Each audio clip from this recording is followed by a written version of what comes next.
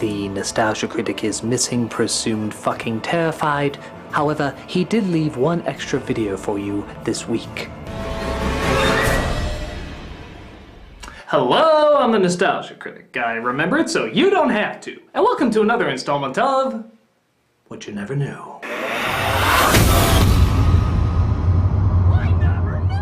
This is where we look back at those movies you've seen a million times but still manage to miss one or two little details. With that said, let's take a look at Teenage Mutant Ninja Turtles.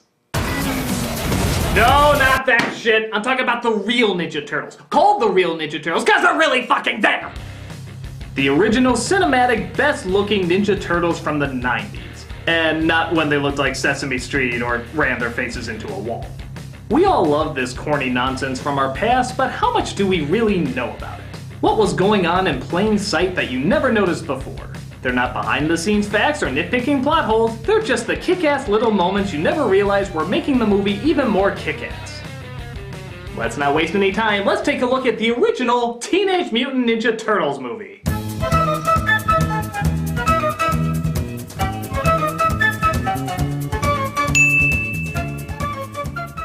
We all know April O'Neil, but for a running joke, all the other reporters are named after months of the year as well. April O'Neil. Exactly, June. Did you know that May Williams over at Channel 5? April, May, and June. Hey, if giant surfing turtles can be named after Renaissance painters, anything flies. It was a joke. If you look closely in the Foots warehouse, you'll notice that there's a box for Archie Comics. The Teenage Mutant Ninja Turtles adventures at the time were also being produced by Archie Comics. Gosh, I do hope there's more of them. In another homage, listen closely to where this kid says the Foot Clan's hideout is. Check out the East Warehouse over Laird Island. That's East Warehouse on Lairdman Island. A nod to Eastman and Laird, who were the original creators of the Ninja Turtles comic that started it all. Good in-joke there, kid. I hope you go places.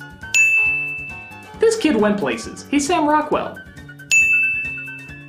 In the original comic, the Turtles all looked and acted identically, even down to wearing the same colored masks. When the cartoon came out, they gave them different personalities and different colored masks. However, if you were to see them in black and white, you still wouldn't be able to tell them apart.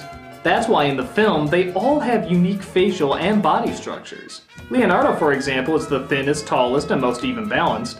Michelangelo is the most wide-eyed and expressive. Raphael is the most brute-like with stronger muscles and a permanent sneer, and Donatello always looks the most inquisitive with his face often in pondering mode. Every one of these changes reflects the personality that was given to them. More additions to wardrobe would carry over in the 2014 film as well, but like I said, wall-to-face syndrome. Come on guys, would a bigger nose have killed ya? Where did they come up with this stuff? All the actors inside the turtle suits also made appearances outside of the turtle suits. Remember that pizza guy? That's Michelangelo. The foot soldier talking to April? That's Donatello. One of the gang members here? That's Leonardo. And remember that passenger watching Raphael flip over the cab? That's Raphael himself. And as an added bonus, Kino in the second Ninja Turtles film was actually the stunt double for Donatello. Hey, anyone who can work in those suits deserves their own part in a movie. Doesn't everybody? Does the voice of Splinter sound familiar to you? You are still young, but one day I will be gone. Right? He sounds exactly like Elmo. Well, okay, I don't care if you can't hear it, but it is the same guy. Kevin Clash, both the puppeteer and voice for Elmo, did the exact same thing for Splinter, not only providing the voice, but also being one of the many puppeteers to operate him. Hey, as long as Elmo's vocals don't come out of his lips, I'm good. Elmo's very happy to see you! People growing up with the Turtles today know all the characteristics, right? Leo's the leader, Donnie's the brains, Mikey's the goof-off, and Raph's the loner. But actually in the cartoon, both Raph and Mikey were the goof-offs. The main difference being Raph was a bit more cynical and quick-witted, where Mikey was a bit more of a light-hearted doofus. When the movie came along, they decided both of them were a little too similar. So they made Raphael an angry and impulsive tough guy who often liked to do things on his own, where Michelangelo would handle more of the goofy humor. This would stick with them in future variations, including cartoons and movies. Well, you act like a jerk sometimes, you know that? Remember the song Turtle Power, the song that played during the end credits of the movie? I guess the rap group Partners in Crime must have been real fans of the Turtles, huh? Bullshit! If you listen to the song, you'll hear clearly that they get the wrong turtle who's the leader. Leonardo, Michelangelo, and Donatello make up the team with one other fellow, Raphael. He's the leader of the group transformed. It's Leonardo, you fuckknockers! Leonardo! This resulted in so many playground battles. Did they get it wrong? Is Raph the new leader now? Was he always the leader? Did we just misinterpret things? This debate literally resulted in minutes of intense arguing among second graders everywhere. And our throats are still sore. I hope your next project served as punishment for such a horrendous mistake. Good. Actually, how does Ice always kill everything associated with turtles? Go ninja, go ninja, go! Go ninja, go ninja, go! Who the hell is that guy? Huh, weird. A lot of people take the scene where Michelangelo ignores Donatello as him not listening or caring about what he has to say with Splinter. Hey, Mikey, did you ever think about what Splinter said tonight? I mean, about what it would be like. You know, not having him.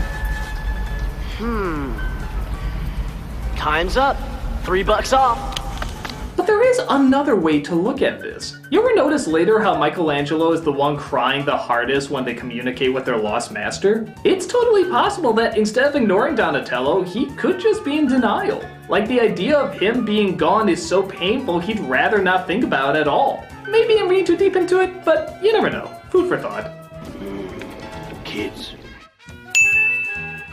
While many people think the movie is adapted from only the cartoon, it's actually a mix of both the cartoon and the original comic. Most of us know the contributions from the show, but the backstory is more like the comic, the Shredder's design is more like the comic, the lack of robotic Foot Clan is more like the comic, the climax on top of the building is more like the comic, even the slightly darker tone and heavier shadows seem to be more like the comic. This came at just the right time as Batman was released a year earlier and showed that a grittier take on comic books was totally doable. Wheel of Fortune, dude! Well, mostly grittier. And I thought everybody loved Venom. Oh my god, did Donatello eat somebody? Actually, that's the puppeteer's mouth showing through. It happens a few times in the film. In fact, there's a few moments where you can see the wires, wear and tear, and like I said before, the puppeteers. At exactly what point did we lose control here? In honor of the recent passing of Robin Williams, I present a surprisingly small contribution that he made to the first Turtles film.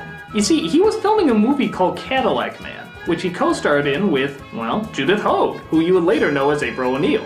Being a big fan of the cartoon and comic, he was giving her advice and information about O'Neil's character. Information she said later was very helpful. Nothing major, but it's good to know he was still influencing our childhoods one way or another. Awesome! And the number one thing you never knew about Teenage Mutant Ninja Turtles is nobody wanted to make it. Weird, right? One of the most product-producing, merchandise-selling cash cows of the 80s and 90s, and the film based on it nobody had any interest in. All the major studios turned it down. As a result, Teenage Mutant Ninja Turtles is actually an independent movie. Yup, no studio bought it until months into filming when then newcomer New Line Cinema purchased it. As a result, your childhood icons became the highest grossing independent movie of all time. That is until Blair Witch Project came out 9 years later, but hey, I'll take Turtle Power over seeing nothing any time of the day.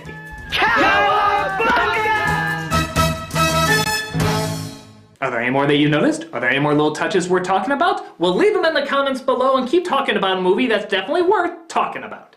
I'm the Nostalgia Critic guy, remember it, so you don't have to.